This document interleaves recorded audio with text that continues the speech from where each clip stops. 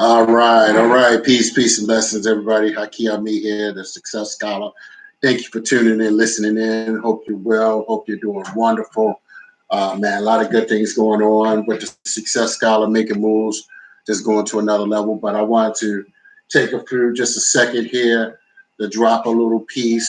Things are going on, of course, but just somebody sent me a cool little discussion that went on, and I wanted to just add on. You feel me? But there's someone, a Hebrew Israelite, that kind of is a little over his britches there, in his understanding. And I'm gonna do some basic kind of dissections of why these people that refer to themselves, some of course as Hebrew Israelites, are just obnoxious and very dogmatic and lack rational thought about our realities. And some years ago, I was a little hard on some of them, and I said that they were worthless. And generally, I still do believe that for the most part, particularly when they are engaged in their dogmatic understanding and their lack of emotional intelligence about scripture and the Bible and everything else, I think that they lack a true understanding and relevance to our community. So you can't. Not everybody need to hear the scriptures all day, every day. It's just it's not necessarily the best warfare strategy for an oppressed people. So what I wanted to say, for those who may not know, there's this one gentleman that's on this radio program, and he's a Hebrew Israelite, and he runs with these 4D's, which is a hodgepodge group that really don't represent anything, and they don't have any real power and credibility and respect within, certainly the Black community, and particularly in Baltimore, but anywhere else. But one reached a little further than his abilities would really endear him. It's not, the gentleman is reaching beyond his capabilities, shall I say. I think that's the proper term. So, and what many people may not know, so Pastor Ray Hagin, who was a former Dr. Reverend Ray Hagin, was a former pastor who discovered some things about himself. Once upon a time, some people brought him ancient Kemetic understanding of scripture, and he wasn't trying to hear that at one particular time. But once upon a time, I recently just saw a video of him, and he said he walked into a bookstore. He saw the bookstore for years, and this time he decided to walk into a bookstore, and he saw a book about the resurrection of Haru, if I'm not mistaken. And he said that he had known anything about it.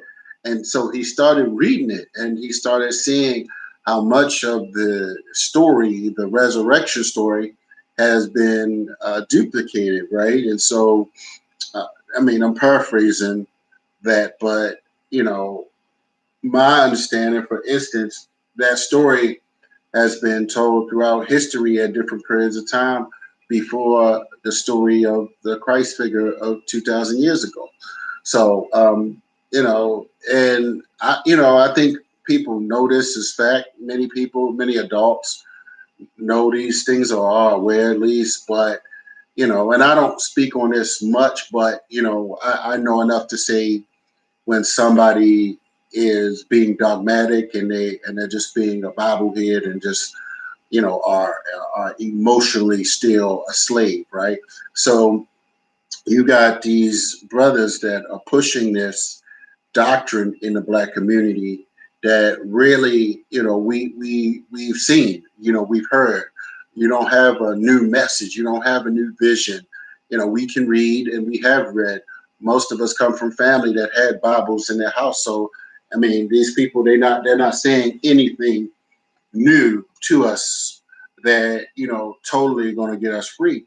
So Dr. Ray Hagin, that has, been come from a family of preachers and pastors, all his life and his family. He got a unique, and he didn't go through jail. He didn't sell crack and heroin to black people like this Hebrew Israelite did, but you want to reach and try to snatch him down to you in the gutter, like as if he's supposed to debate you, about the Bible, but you want to, like kind of vilify him like that. So with that being said, there are several people that talk about the scriptures and things. And one book is the 16 Crucified Saviors. That's a book that talks about the whole resurrection story.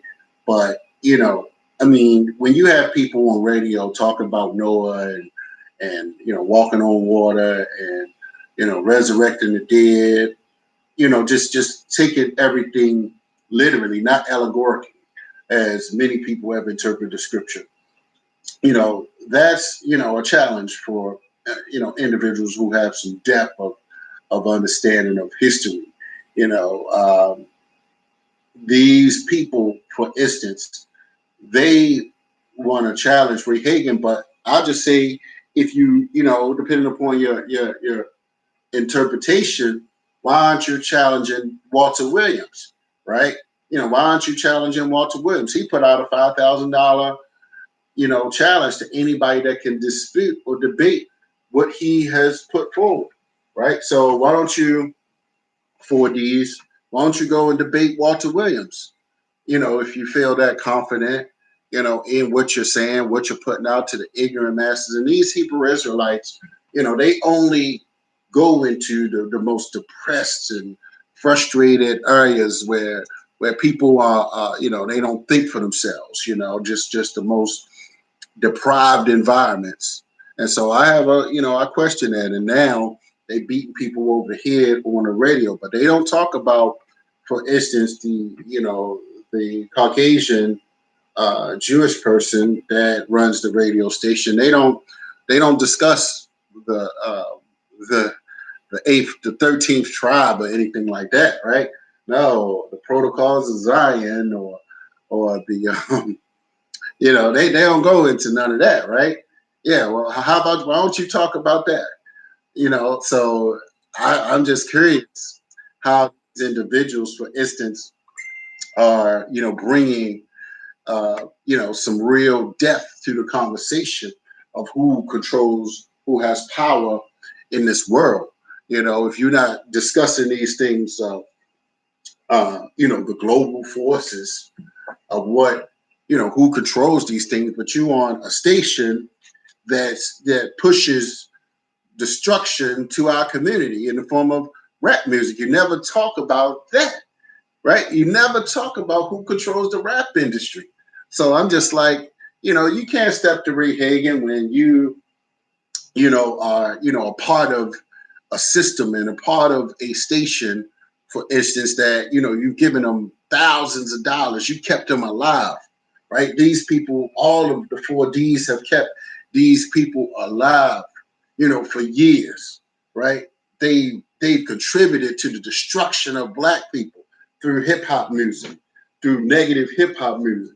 And I'm going this coming week, I'm going to see Dead Prez, Styles P, Talib Khalid, J Electronic, some conscious hip hop.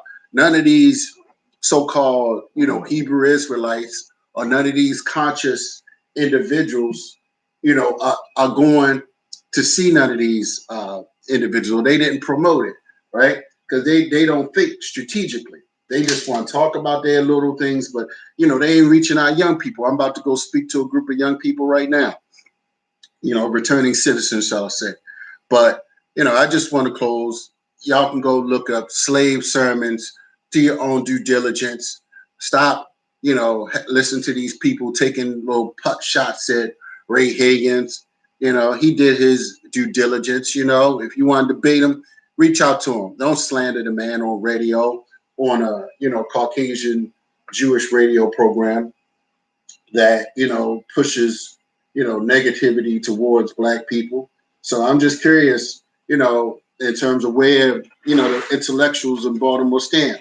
None of these people have challenged this radio station over the years for pushing death, destruction, and misery in the black community. And he doesn't stand up for that because he's a coward. Like some of these others, they haven't protested in front of the radio station. Never. So I'm just like, you don't have no grounds, man, to be comparing yourself to anybody or think you more so-called revolutionary just because you reading a book and yelling and screaming and slobbering at the mouth like the damn Wonder Twins and the damn super, what they call, super friends that hang out on these corners yelling in bullhorns. Huh? I don't know about everybody. Don't need that, man. Everybody not, deaf, dumb, and blind. You don't have no moral, righteous knowledge in you. If you did, your damn son wouldn't be posting pictures of his wife, baby mama, dressed in half naked, looking like a harlot. So I'm just saying, like, these people don't have no real. They just as crazy as they want to be, pretend having all kind of babies and children that they can't take care of, living in poverty. It's disgraceful. I mean, it's disgusting, and they cover up their dysfunction by just running to the Bible, right? So that's all I had to say, y'all, about this. Check me out, Holler to Success God. I'm out.